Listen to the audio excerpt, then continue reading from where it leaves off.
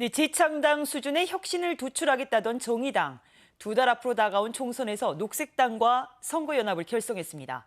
이 정의당을 탈당한 사람들이 제3지대로 합류하면서 당이 분화된 가운데 이 녹색 정의당은 어떤 차별점을 가지고 있을까요? 또 새로운 대안이 될 수 있을까요? 문정은 녹색 정의당 광주시당위원장과 함께 자세한 얘기 나누겠습니다. 안녕하십니까? 네, 안녕하세요. 네, 어서 오십시오. 이 녹색 정의당 어떤 당입니까? 네, 우선 제가 오늘 그 새롭게 바뀐 녹색 정의당 배지도 차고 와봤는데요. 네네. 이 초록과 노랑, 기존의 녹색당과 정의당으로 대표됐었던 우리 사회의 소중한 가치를 가지고 있는 정당들이요. 함께 힘을 합치자고 모은 선거연합정당입니다. 각 정당이 가지고 있었던 가치는 올곧이 유지를 하고 다가오는 선거에서 작은 정당들이 가진 힘을 좀 더 크게 발휘해보기 위해서 대한민국 최초로 진행되고 있는 이제 합법적인 선거연합정당이라고 보시면 됩니다. 지금 총선 앞두고 다양한 연합정당 또 군소정당들이 나오고 있습니다. 이 가치를 합쳤다라고는 하지만 어떤 차이가 있는지도 궁금하고 어떤 정체성을 갖고 있는지 좀 더 자세히 말씀 부탁드리겠습니다.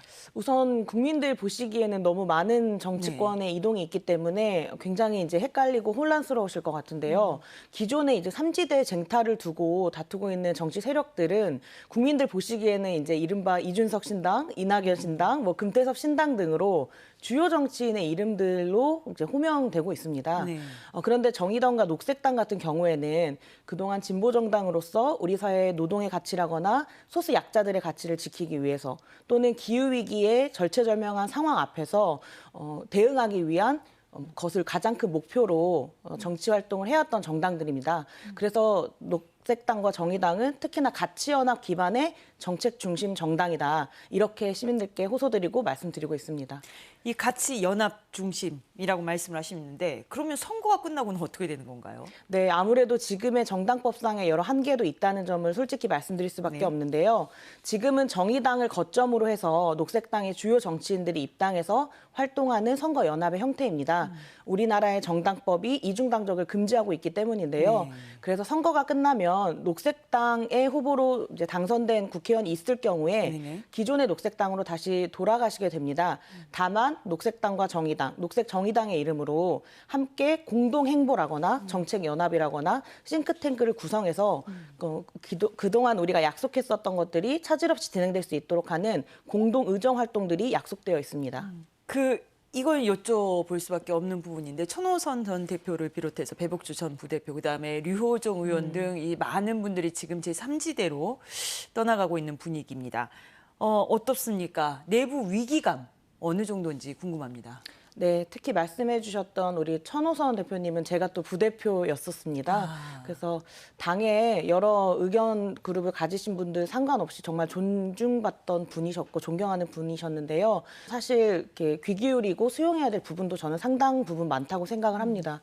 당 안팎에서도 아무래도 당의 전현직 지도부들이 또 이탈하는 것 때문에도 좀 여러 가지 돌아보고 성찰하는 분위기들이 조성되고는 있습니다. 지금 이제 현실적으로 민주당이 어제 사실상 현행 준연동형 비례제를 발표를 하면서 어떻게 보면 범야권 위성정당까지 시사를 했습니다. 여기에 대해서 녹색정의당 어떻게 대응하실 수 있는지 궁금하거든요. 저는 이재명 대표께서 굉장히 고심이 크셨을 거라고 봅니다. 사실은 국민의힘이라고 하는 정당이 위성정당을 이미 실무적으로 착수해 들어가면서 협박하고 있다고 봐도 과언이 아니거든요. 그 과정에서 이제 민주당과 또 민주진보개혁의 승리를 위해서 고심한 흔적이 저는 역력히 느껴졌습니다. 이제 다만 자세히 살펴보니까요. 준연동형 비례대표를 유지하는 가운데서 사실상 준위성정당 창당을 예고하신 겁니다. 네. 더 구체적으로 살펴봐야 될 지점들이 있기는 한데요.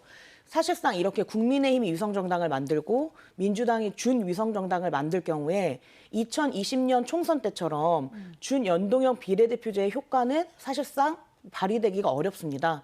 2020년에 재반복이라고 말씀드릴 수밖에 없어서 녹색 정의당도 고심이 깊은데요. 보통 우리가 이렇게 꼼수라고 하는 것들에 대한 대응에 꼼수로 맞대응하는 사람이 있고 또 원칙을 지키려고 노력하는 사람들이 있고 또 제3의 길이 있을 수도 있다고 생각을 하는데요. 녹색 정의당의 입장에서는 국민들께 원칙적이고 또 상식적인 입장에서 말씀드리고 설득되어야 되지 않겠나라는 의견을 저는 개인적으로 가지고 있고요. 사실 솔직히 말씀드리면 지도부의 고심은 지금 아주 깊은 것으로 알고 있습니다. 다당제에 있어서 폐해가 될 수도 있는데 사실은 좀 21대 총선에서 또 위원장님께서 네. 이 꼼수라고 불리우는 이 행태에 가해서 좀 피해자시잖아요. 어떻습니까? 네, 피해자라고 이제 말씀해 주셨는데요. 제가 2020년에 당시 정의당에 21대 총선 국회의원 후보로 출마를 했고 지금 당선된 강은미 국회의원과 함께 광주를 대표하는 정치를 보여드리고 싶어서 입후보한 결과 이제 비례대표 순번 11번을 받았습니다. 네. 청년 여성 순번으로는 3위였고요. 네. 이제 유호정 의원 다음 번호였어요.